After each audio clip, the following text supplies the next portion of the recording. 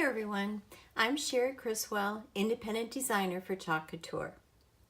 And today I'm going to put the nativity set on this block of wood that I have prepped. I have stained it, I whitewashed it, and distressed it.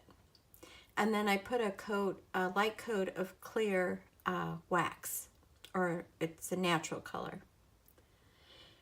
I realized that I had a lot of Santa Claus and I didn't have a nativity set, so this is what I'm doing today.